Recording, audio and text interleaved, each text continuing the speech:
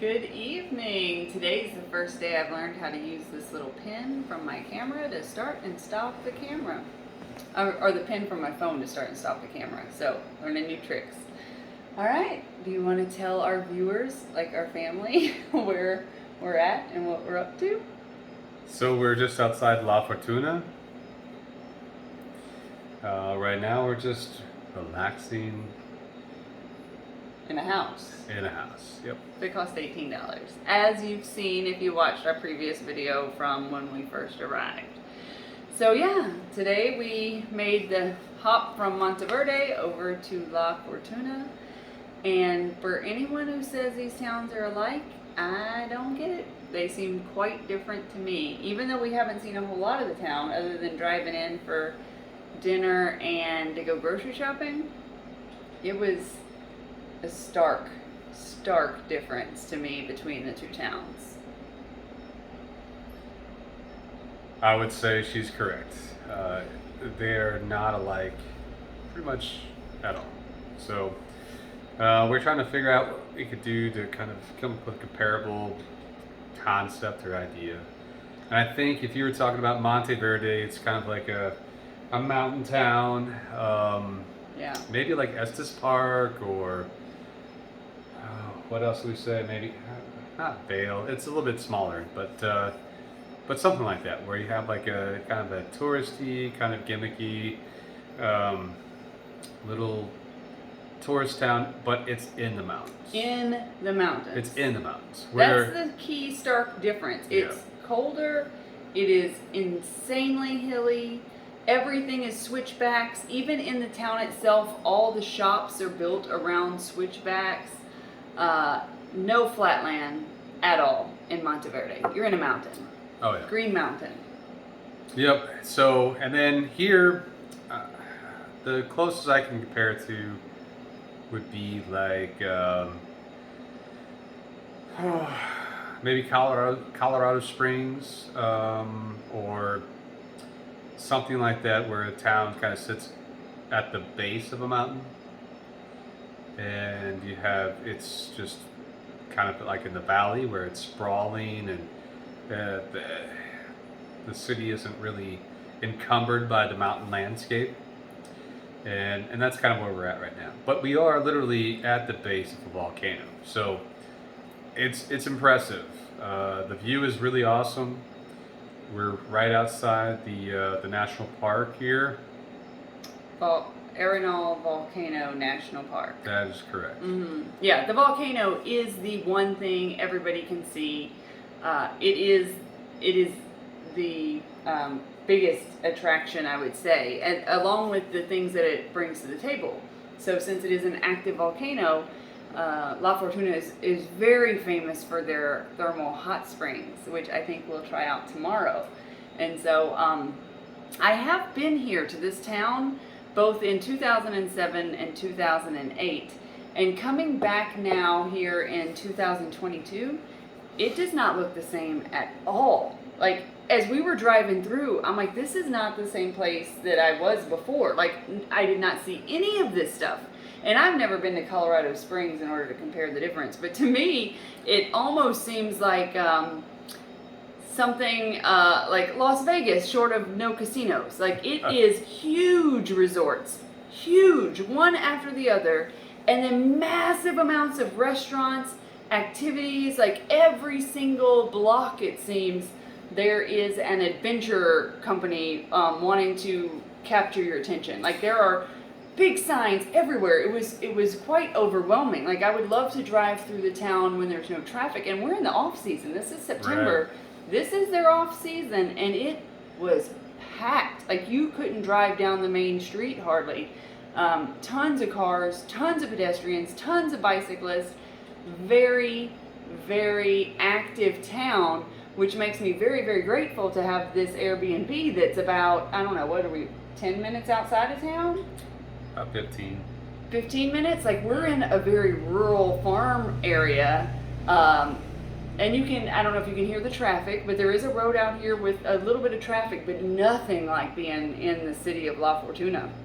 And I was talking to our waitress tonight, like, has this always been here? Like, did I just forget what it looked like? And she's like, no, this part of town has just been built up over the last 6 years. Like, it's unreal, absolutely unreal. But it all centers around natural attractions. So their big thing is the volcano, the thermal waters. There's a huge waterfall, and the lake. There's Arenal Lake, and so it really does, all the tourist stuff has been built around all the natural things that attracted people here in the first place. Yeah, and it's not really a comparison to Colorado Springs. And for say that, you know, it's kind of tucked in a little bit closer to the mountain and so forth. There's a good standoff distance between here and the volcano. I'd say you're probably looking at maybe 5 to 10 kilometers. But it's so big, it feels like it's right in your backyard. Yeah. Like, it's huge. It's just a big volcano just sitting there. And it's not, you know, like, oh, that mountain, that big hill over there used to be a volcano. It looks like you would expect a volcano to look. You know? Yeah. So it's got a big cone and peak at the top, and it's a great view. And the clouds too. We're still at a little bit of elevation here, even though it's kind of flattened out compared to Monteverde and so forth. But the clouds still just, you know, cover the mountain when that storms and stuff come through. But and a lot of the attractions and stuff like that they try to do are like four wheel or yeah, we saw quite a few ATV rentals and kind of looked them up because it seems intriguing, like a fun way to go see some of the sites. So maybe, and they try to get you closer to the base of the volcano. Yeah, because you're not allowed to hike up it. Even in the national park, there's a limit to how close you can get because it is still an active volcano. And but yeah, so the drive here was interesting. It took 3 hours, and Nick drove the entire way. Yep. But once you get out of the Monteverde area, I'm trying to even remember the name of that town we got to, but it transitioned from these really rough roads to like really nice paved highways, and it was like almost like America, except you were surrounded by like rainforest, tropical plants, beautiful bamboo. Greenery, but the roads were fantastic condition. Oh yeah, comparatively. And we went almost halfway around Lake Arenal. We did. We went basically a little over halfway because we started at probably the last quarter on one side, and we drove around it, and then we went all the way to the reservoir on the other side. So I think it's about 80 to 85 square kilometers of lake, and it's man-made. They actually built a reservoir to kind of block it up. So I think it's anywhere from 30 to 60 kilometers deep in some places. And they actually, when they dammed it up, they had to move the town of, what's the name of that? Arenal. To move the actual town of Arenal. Is that what they named we went through a town called Nouveau Arenal. Yes. So Arenal. They had to move the entire town because the other town was actually flooded underneath the water once they filled it. So it's the largest lake in Costa Rica. And it's beautiful. You can tell though it's man-made. You can just see how the landscape and so forth has just kind of just been filled up with water. And it's really interesting when you look at the map. It's almost like Lake Arenal is translucent to the topography of the map. And when you're looking at Google Map. It made me wonder, like, it's just kind of weird that way. But I think they did it on purpose to kind of remind you that it's not real. It's not a natural reservoir without the actual the dam. So besides that, the drive from Monteverde to where we are now near La Fortuna was tiring because just as it took us a long time to get there when we left the peninsula to come that way, now that we came back, it's just switchback after switchback. But it was through some of the most lush green Oh, yeah, farmland. Mm-hmm. Tons of farmland, and then through, I don't know if you call them a windmill farm. Yeah, windmill but farm. Yep. we went like so close. Like, I mean, the windmills were essentially along the roadway. Like, it was crazy. And it was like between cows and windmills. And I don't mean farm windmills. I mean like the wind generation for electricity windmills, like the huge silver giant windmills. Oh yeah, and they were large and right up close. And what's really cool about it was because of the topography of the land and how the hills and everything kind of are really rolling, they'll place a windmill and then there's a hill right there. So as the road kind of winds in between, as you come up to a hill, you literally, all you see is just behind the crest of the hill is a windmill face, that's just turning in the wind. And we're not talking, we're talking windmills that are probably, they probably have a span of I have 80 no idea. feet maybe. Huge. And they're, on a pedestal of 200 feet tall or something like that. And so you're looking at these giant monstrosities of these big blades and fans just spinning in your face as you're coming around these. And hills. they're surrounded by cows. Oh yeah. And they're surrounded in farmland. It is complete farmer countryside, green lush land. The giant windmills, and then as you're coming down the mountain, you end up skirting the coast of Lake Arenal. Mm-hmm. And then it was just a beautiful, beautiful drive. Oh yeah, I kind of, if I was kind of trying to make a comparison again, it reminded me of the contrast you get, especially right now during the rainy season, but the contrast you get when you look at the green hillsides and rolling landscape of like Ireland or something like that, where you have these these really green landscapes with a contrasting gray skies, and it kind of makes it really pop. So there is some forest vegetation, but a lot of it has just been turned into lush pasture land, and then they have their livestock that kind of roams around out there. But it's a beautiful part of the country. I would suggest driving it yourself. I mean, it's really beautiful, and you're not really gonna ever. I don't think you're gonna find many places that are kind of comparable, especially U.S. wise. I mean, you'll see it, and I think once you got closer to the lake and so forth, the highway itself kind of reminded me of like county highways or local state highways that are 2-lane, with oncoming traffic. But there were no potholes. Yeah.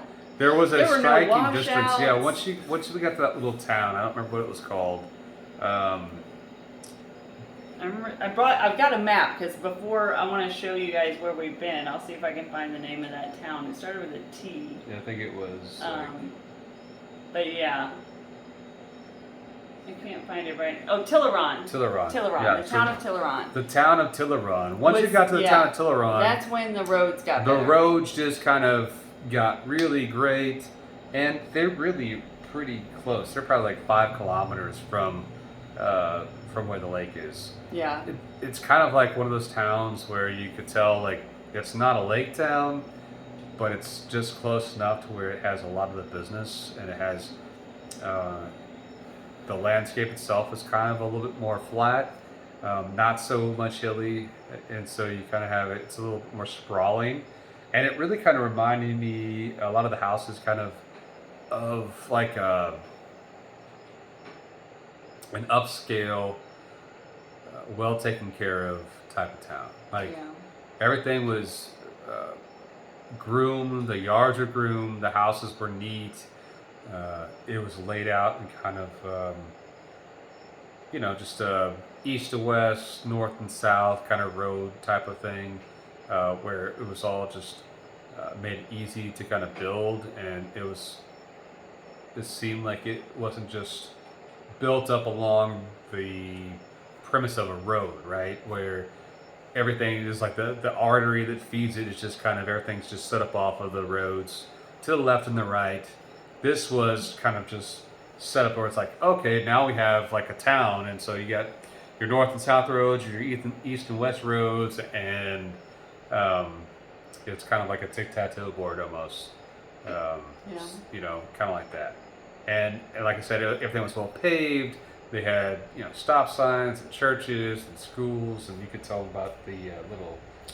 Oh yeah, the marching band. Yep. Matthew, if you're watching this, I was thinking about you and trying so hard to get a recording. So the route we had to take on the road was blocked because of a marching band, and they weren't in a parade, but everybody's practicing for the Independence Day, which is September 15th. And so in lots of towns, we've heard the bands practicing and have asked around, and that's why. Like, big, huge Independence Day festival. And so this particular town, they had the marching band, the drum line was out there. I didn't see any other instruments. It was the drum line and the baton twirlers. Yep. And I was trying to get the video to record and like holding it out the window, and I ended up just getting a video of the rooftop of our car. But you could hear the drum line, and it just made me miss Matthew so much. And then seeing the baton twirlers, it was cool. And so then they ended up kind of having them pause so the traffic could go by and we could resume. But it was a very nice little intermission hearing the school children, and it was what, middle school, high school aged kids practicing for the Independence Day parade. Yep. And then so we're kind of working our way backwards about La Fortuna, then the drive, and then the last thing we did in Monteverde this morning before hitting the road was the hanging bridges. Which I'm so grateful that we did it this morning rather than yesterday in the rain, because it ended up taking a couple hours to do it. And it was a 3-kilometer walk, but we did it super slow because I was really trying to find a sloth. I didn't find one, but it was really beautiful. Like, you were in the rainforest, crossing the hanging bridges. We did see monkeys a couple of times. Yeah, we saw some howler monkeys. Yep. And then lots of butterflies and birds and just crazy, crazy plant life. Mm-hmm. Like trees with more trees growing on top of them. Like those air plants were growing on everything. Ferns and moss covered everything. It was just crazy to see how much grows on a tree. Like, it's almost like you'd have to scrape off 10, 20, 30 layers of other life forms just to get to the trunk of the tree. It was really remarkable. And then the different hanging bridges, you know, each one you'd cross, some of them had bodies of water beneath them, like running streams. And there really wasn't that many people at the park this morning. We were aiming to get there by 7, but it didn't work out quite that way. We took our time this morning. We did take our time. We got up, we fixed breakfast, and then we cleaned up, and then we hung out with the cat. Oh yeah, the cabin had 2 cats. Yeah. But the most amazing, I say most amazing, my most exciting point was when we finally learned how to work the hot water heater to get a hot shower. I was so excited. It was like the last thing. We were packed up, ready to leave the cabin, and I'm like, well, let me just try the shower one more time to see if it gets hot water. And we figured out the magic system, because they've got these, what do you call them? The point of... Yeah, the point source. Or the source. It's like the hot water heater is on the head of the shower head. Yep. And so I had been turning the knob full blast to try to get it all the way to hot. And you told me, like, just if it's got to heat it up at the point of where the water comes out, maybe if we just put a small amount of water pressure, it'll have time to heat it. And that was the secret. So we like halted everything and took showers. And so that's why you can see my luscious locks. I finally washed my hair with the hot water. Yeah, because other than that, I didn't really feel like taking cold showers and was relying on La Leona waterfall to bathe me and the rains of Monteverde. How many days? It's been a little bit. Right, we're not even going to talk about how many days. It's been a little bit. She took a shower. I took a shower, and I didn't mind if it was cold. At least once between there. I mean, however, I would have eventually just gotten in the cold shower. Yeah. But once I got the hot water, you could hardly get me out of there. I was so lathered up, and so So clean hair, I'm happy. Yep, and you can see, like, I washed my hair, I got my hair washed, I fixed it today. I'm not wearing a hat. This is This is the second time in 9 days. In 9 days that I'm not wearing a hat. And I'll let y'all in on my secret. When I have dirty hair, I just braid it. And so as you look through the old videos, you can see every day my hair's braided. But yeah, so I don't know how those girls do it that are on those sailing YouTube channels, because I know good and well they're not showering every day out there in the ocean. But they get on camera and they just look beautiful, and I don't know how they do it. So if we keep this video series up, yeah, just enjoy the clean hair while it's here. Yeah, she was super excited about that. Oh, the hot water was glorious. Yes. So yeah, so I would love to show you the map just so you can visualize our path so far. So what I'm going to do is lay it out and flip the camera around real quick. I won't take too long, but just to give some context. Wait, you got all your props that you took out of the Oh, I know. We'll see. All right, I'm going to take the camera. I'm going to flip it around. Bear with me. One day I'll get good at all this. All right, let's see how the glare is. Okay, so on the map, again, here I am showing my age with a paper map, laminated paper map. This is the country of Costa Rica. To the north is Nicaragua. To the south is Panama. We flew into San Jose, somewhere, yep, right here. Took the bus to Punta Arenas. Did the 3-day sailing all in this bay right here. Then we rented the car in Punta Arenas, took the ferry over, and then drove over here to the beaches. Actually, I'm so sorry. We drove all the way up here. Yeah, we drove up here. So, oh, right over here. Playa Hermosa and then Del Coco. This is where we were. And so when we left, this is where we stayed in the containers. And then whenever we left there, we took the long drive to Monteverde, which is over here. So here we were at Monteverde. And then today, what we did was drove over here around Lake Arenal to get to La Fortuna. So that's where we are. So that's the man-made lake. Here's La Fortuna. There's Monteverde. Obviously, it's not that. Even our waiter last night was telling us that you can get these between these two in 30 minutes with an ATV, but with a car following the roads, it takes you 3 hours to get there. So there we are. So now we're in La Fortuna by the volcano, and we think after this, even though it seems crazy far, 5 hours. We're going to head to San Jose and then over here to the Caribbean coast. That's our plan. On the map, though, that looks like a crazy distance. I might try to. So that kind of gives you an idea. We've barely even scratched the surface here in Costa Rica. Like, there's so much to see and do.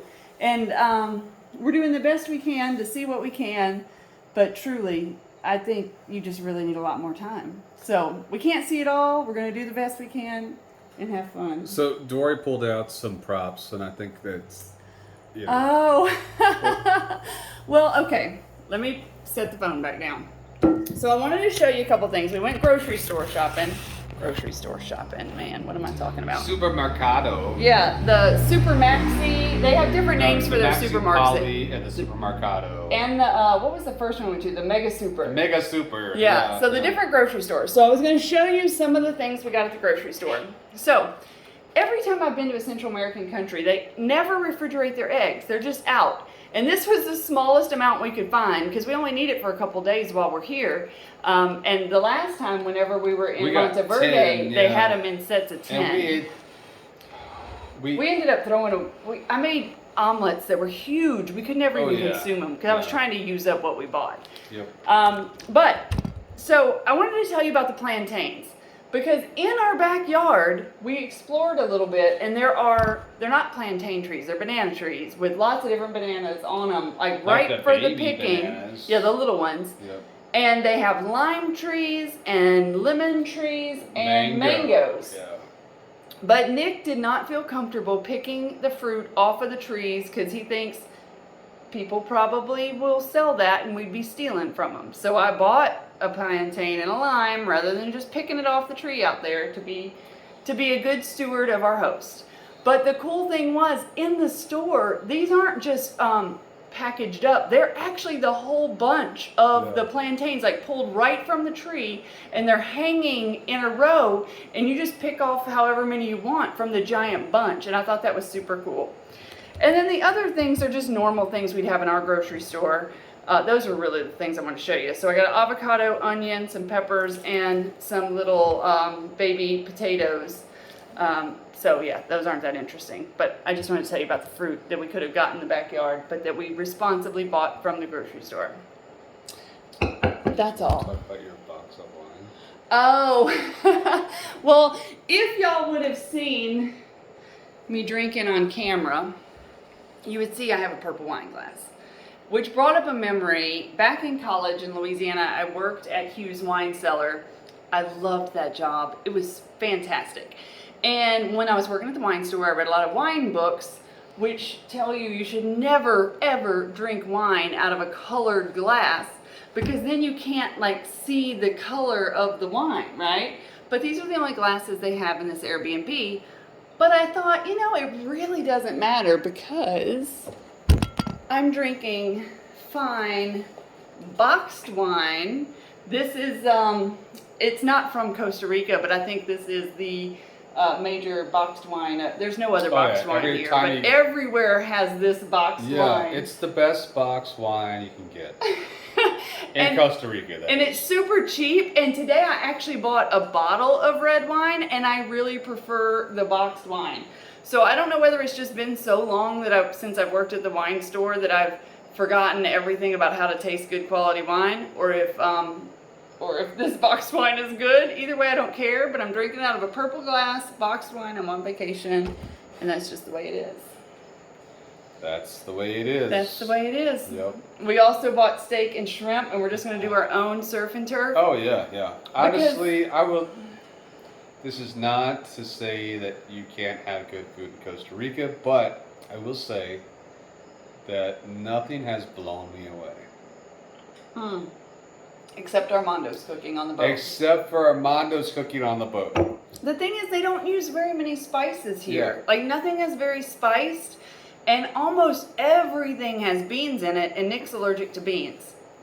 So it's good food, but it's bland and It's not. Well, let's just put. It's not necessarily bland, but it's not necessarily as flavorful as you might think when you're trying to find good places to eat. But the point is, I think we can cook just as well going to the grocery store and cooking exactly so in the Airbnb rather than I paying think the I've restaurant enjoyed my prices. cooking at home just as much as I've enjoyed cooking or eating the food that's been cooked for me. Yeah. So, and not only that, but it's easier because all we got to do is get groceries. We sit here, we spend time just hanging out rather than driving forever down a road just to grab some food. Yeah. So I'm looking forward to discovering more about La Fortuna and what we're going to do here. There's so many options, and Nick doesn't seem to express a desire one way or the other. He kind of seems happy to go with the flow of what I choose, and the only real thing I want to do is the hot springs. So after that, though, it is all up to you. But there is a hot spring, like a resort hot springs, that's just 0.2 miles down the road that we can buy a day pass to and try it out. And that's our plan, to start there at 8 a.m. tomorrow. Yep. And it's a 2-day pass that you get, and they stay open from 8 till 10 p.m. So I figure we'll start there and then go figure out what we'll do in the middle of the day and hopefully end our day there as well. So your video tomorrow might come from the hot springs. I think we should totally do that to show what the hot springs look like. Because I'm intrigued too. I've never been to the hot springs, so I'm excited. And that's another thing. How the heck have I been to this town twice and I've never even tried the hot springs? I don't know. Matthew and Tessa were with us the last time. We just stayed and played in the pool. But yeah, anything else to add about day 9? No, I'm tired. Yeah, you can tell he's tired. He drove all day. He did. He worked hard. I just passengered it. So I'm eager to go see a little more, eager to see what else we do, and just want to make the most of it. And I'm so glad we don't have a room that's right smack dab in the middle of La Fortuna. Like, this is nice being outside of the town, because it seemed a little chaotic there in town. Very chaotic. All right. Thank you guys for listening, and we'll catch you tomorrow.